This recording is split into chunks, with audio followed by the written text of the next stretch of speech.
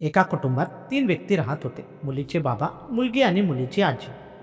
मुलींच्या बाबांचे नाव सारंग होते. बाबांचा आपल्या मुलीवर फार जीव होता.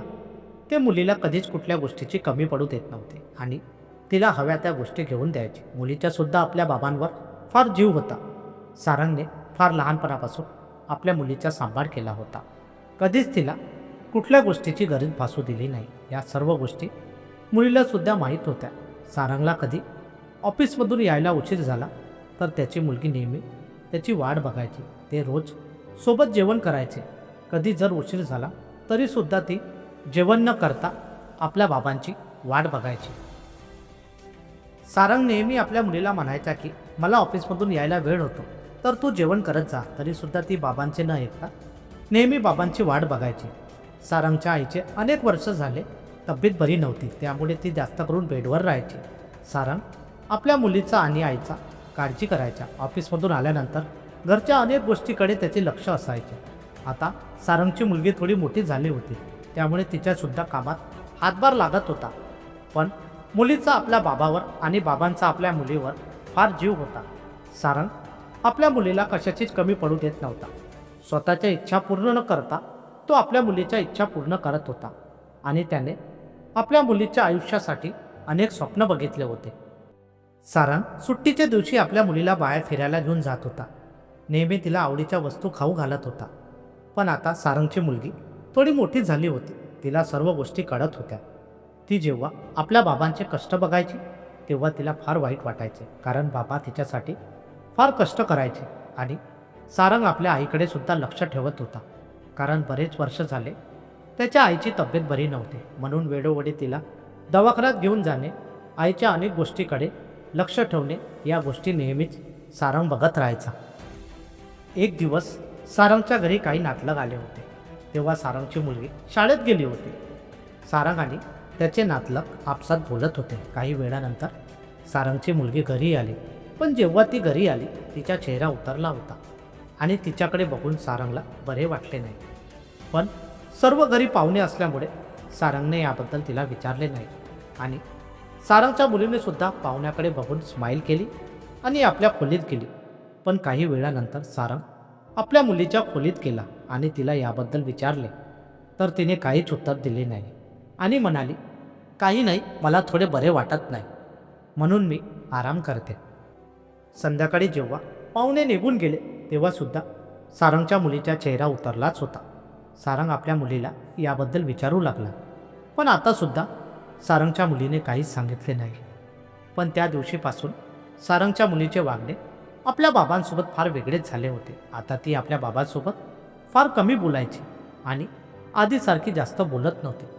तसेच त्यांच्या गप्पासुद्धा होत नव्हत्या. पण मुलीच्या या वागण्याबद्दल सारंगला वाईट वाटत होते. अनेकदा सारंगने विचारण्याचा प्रयत्न केला, पण त्याच्या मुलीने काहीच सांगितले नाही. याच विचारात एकदा सारंग आपल्या घरी बसून होता आणि सारंगच्या मुलीने आपल्या बाबाकडे बघितले आणि बाबांचा उतरलेला चेहरा बघून म्हणाली, काय झाले बाबा, तुम्ही का बरं शांत दिसत आहात? सारंग म्हणाला, मला फार दिवसापासून काळजी वाटत आहे आणि ती काळजी तुझीच आहे, कारण तू माझ्यासोबत बरोबर वागत नाही आणि मला असे वाटते की तुझ्या मनात बरेच काही लपले आहे. आता सारंगची मुलगी आपल्या मनातल्या गोष्टी लपवू शकली नाही, कारण तिला बाबांची काळजी होती. आणि ती जे काही बोलली ते ऐकून सारंगला धक्काच बसला, कारण आज सारंगच्या मुलीला आपल्या बाबांची खरी परिस्थिती माहीत झाली होती. खरं तर त्या दिवशी पाहुणे सारंगला लग्नाबद्दल बोलत होते आणि म्हणाले की केव्हापर्यंत तू तिची काळजी करशील, तिच्यासाठी आपले आयुष्य वाया घालवशील. तुझे पण आयुष्य आहे, तू सुद्धा आपल्या आयुष्याचा विचार कर आणि लग्न कर. एक दिवस तिचे पण लग्न होईल, त्यानंतर तुझ्या आयुष्याचा काय होईल?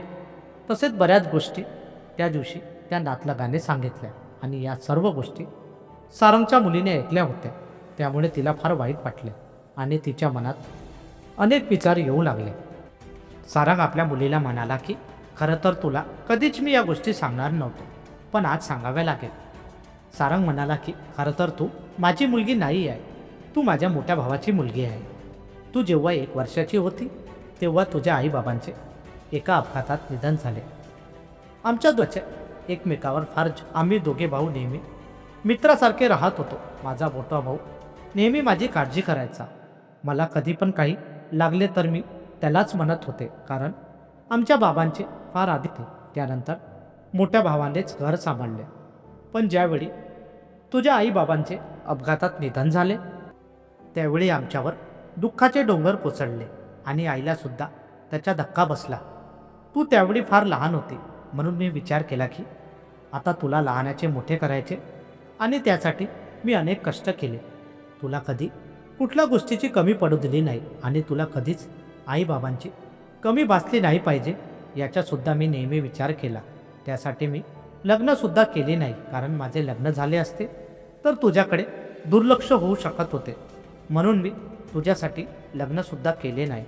पण आता नातलग मला लग्नासाठी म्हणत होते, पण मी तुझ्याकडे बघून नाही बोललो. या सर्व गोष्टी ऐकून सारंगच्या मुलीच्या डोळ्यातून अश्रू वाहू लागले. ती म्हणाली, बाबा मला माफ करा, मला थोडा गैरसमज झाला होता, पण तुमची खरी परिस्थिती आज मला समजली आहे आणि मला खरंच अभिमान आहे की तुम्ही माझे बाबा आहे. हे बोलत असताना सारंगच्या डोळ्यात अश्रू होते. सारंगच्या मुलीने आपल्या बाबांच्या डोळ्यातले अश्रू पुसले आणि म्हणाली, बाबा तुम्ही काळजी करू नका, मी तुमची साथ कधीच सोडणार नाही आणि नेहमी तुमच्या पाठीशी राहील. या सर्व गोष्टी दुरूनच सारंगची आई बघत होती आणि तिच्यासुद्धा डोळ्यात अश्रू होते. ती येऊन त्यांच्याजवळ बसली. आता दोघे पण शांत झाले होते. पण सारंगची आई म्हणाली की मी सर्व गोष्टी ऐकल्या आहेत आणि तू जे काही केले त्याच्यामुळे मला फार अभिमान वाटतो की तू माझा मुलगा आहे. आता दोघेही आपल्या आईजवळ होते.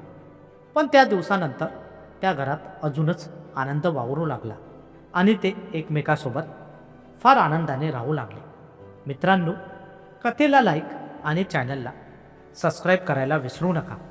धन्यवाद.